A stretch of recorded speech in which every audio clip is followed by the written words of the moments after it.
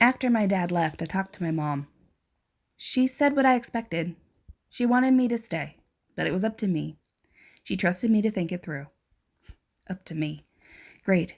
I could hurt my mom and my sisters, or I could hurt my dad. Perfect. Isn't divorce fun? After I went to bed, I just lay there, staring up at the ceiling. My brain kept churning like a computer you can't turn off. Too many things to think about. My dad, my mom, and the big, huge, massive thing I didn't even want to start thinking about. My friends, the Animorphs, the war against the Yeerks. Finally, I knew I had to get out of there. I needed air and open spaces. The walls were just way too close around me. I climbed out of bed and opened my window all the way. I changed from the t-shirt I sleep in to the black leotard I usually wore under my clothes, my morphing outfit. I couldn't think about it anymore. I just needed some space to not think about my father, not think about my choices. I focused my mind. I concentrated. Just some time to think, I told myself, as my fingers became feathers and my toes curled into talons. I guess every kid has times he wants to just get away, but I had the power to do it. I could even get away from myself. I launched myself into the night. I flew in absolute silence. The wind rushing over the tips of my wings never ruffled a feather.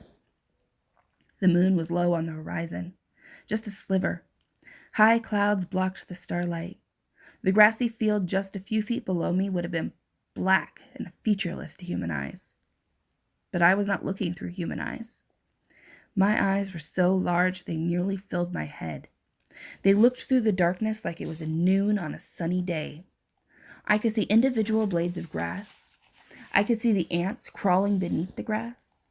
My hearing was so acute that I could hear a mouse step on a twig from 75 feet away. I could hear the beating wings of a sparrow that was flitting from tree to tree.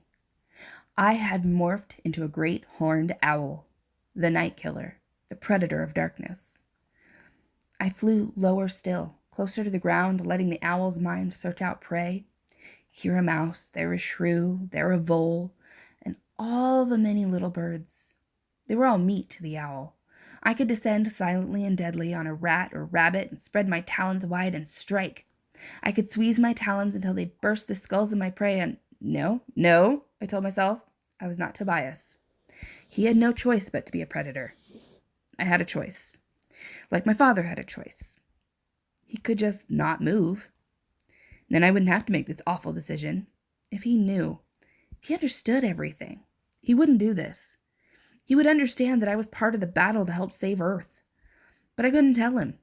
Not even my dad. He could be one of them. That's what knowing about the Yeerks does to you. You look at everyone and wonder what's living inside their brains. Even though I felt like somehow I could just know if my dad were a controller. I guess I've always had a close relationship with my dad. Right from the start, going back as far as I can remember, we were always doing stuff together. I have this photograph of me when I was 3 years old, standing on a balance beam with my dad holding me up and grinning at the camera. And I love that picture, even though I look lame in the outfit I had on. I keep it on my desk in my room. When my mom was pregnant with my littlest sister, Sarah, I overheard my parents talking. My mom was saying maybe this time she would have a boy. I know you've always wanted a boy, she told my dad. Oh, come on, he answered. That was years ago. I thought I had to have a boy to do all the fun dad stuff with. But I have Rachel. She's as good as any boy. She's already tougher than most boys her age. Have you seen the vaults she can do? My mom groaned. Don't ever let her hear you say that. Little girls do not want to be told they're as good as a boy. But she was wrong. I know it was sexist and all, but I still just thought it was great. My dad thought I was tough as any boy. Cool. If only he knew what I was doing now, I thought. How could he expect me to make this decision? I couldn't leave my friends.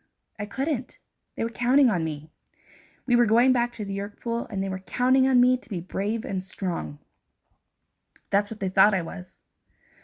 But if I was so brave and so strong, why was I suddenly imagining a very different life, a long, long way from the war with the Yeerks?